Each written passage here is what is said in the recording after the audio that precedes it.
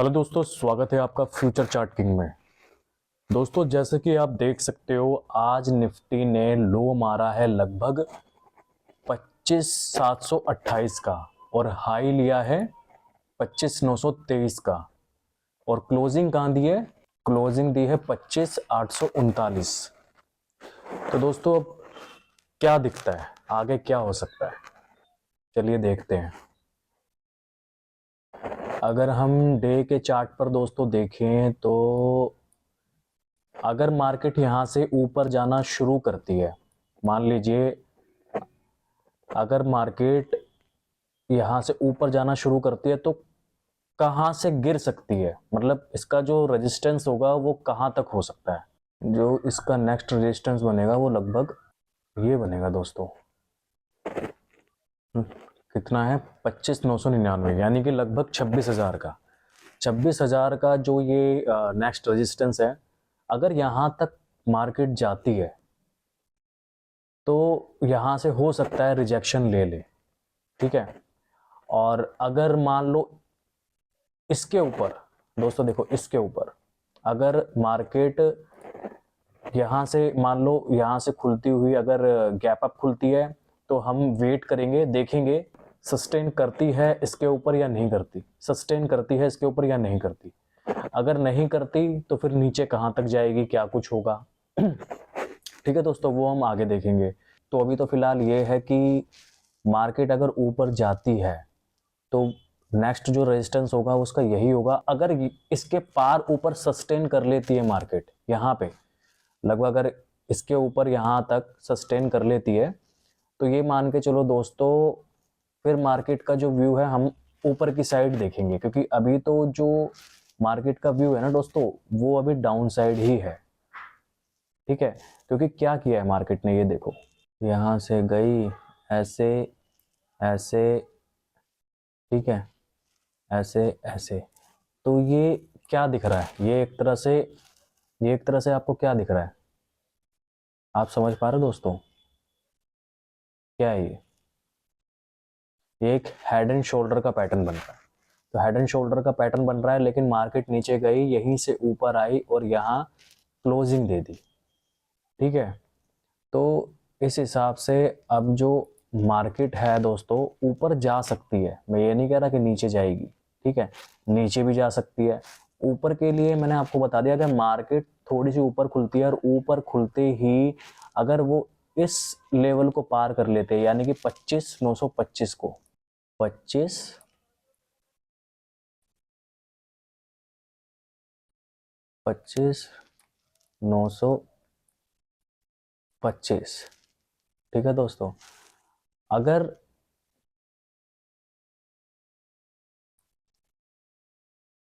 25,925 अगर इसके ऊपर जाती है तो फिर इसका जो नेक्स्ट रेजिस्टेंस होगा वो होगा लगभग 26,000 का। कितना? 26,000,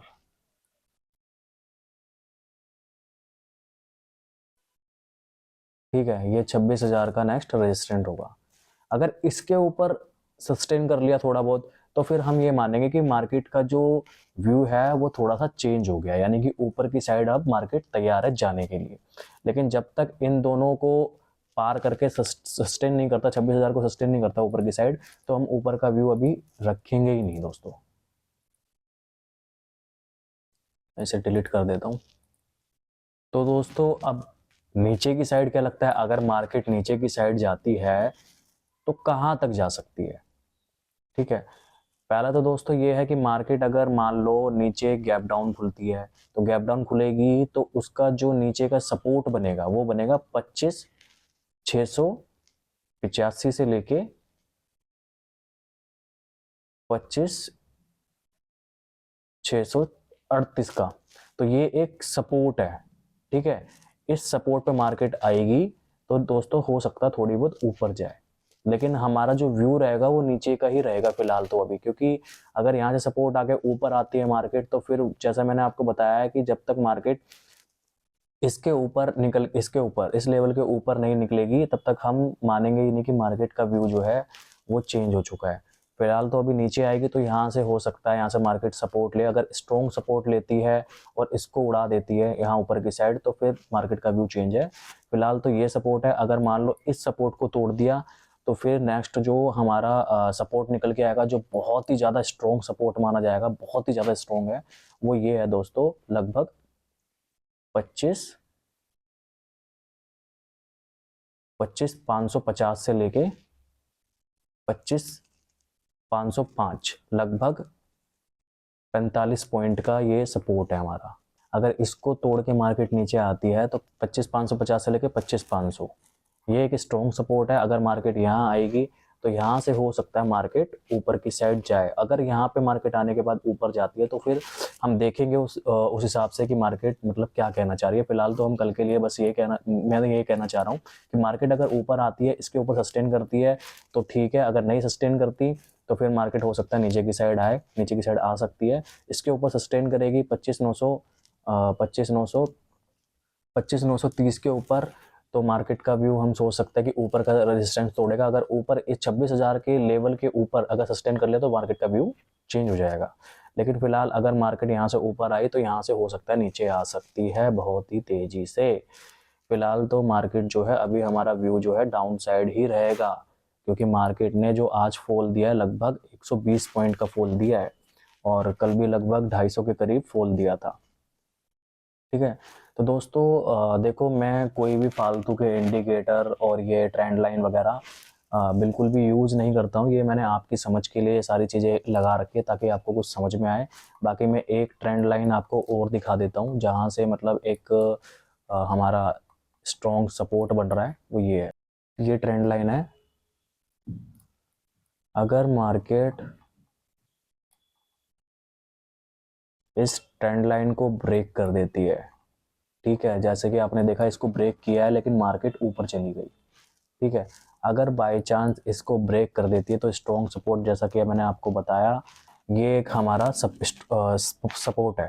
ठीक है, इस ये टूटेगा तो नेक्स्ट मैंने आपको बता दिया यहाँ पे। ठीक है, अगर ये क्योंकि ये वाला जो सपोर्ट है ये सबसे ज़्यादा स्ट्रॉन्ग है, अगर यहाँ पे आता तो मार्केट तुरंत हो सकता है ऊपर की साइड जाए, लेकिन अगर ये भी टूट गया तो भाई साहब फिर तो हमारे जो सेंटीमेंट है बिल्कुल नीचे की साइड हो जाएंगे। ठीक है, फिर तो नीचे की साइड हम आएंगे जब देखेंगे। फिलहाल तो हम कल के लिए बस दोस्तों यही है कि मार्केट अगर यहाँ जाता है, इसके ऊपर सस्टेन करता है तो ठीक, फिर वो इसके ऊपर जाएगा। अगर ये सस्टेन कर गया तो मार्केट का व्यू हो सकता है चेंज हो जाएगा, फिर तब हम देखेंगे। फिलहाल तो ये है कि इसके ऊपर जाए और सस्टेन करे, ठीक है, और इसके ऊपर जाए तो अगर पूरी तरीके से कल के दिन में मतलब अच्छी एक हमें दिख जाता है मार्केट में ग्रीन कैंडल, ठीक है, इसके ऊपर यहाँ तक, तो मतलब सेंटीमेंट ऊपर के हो जाएंगे।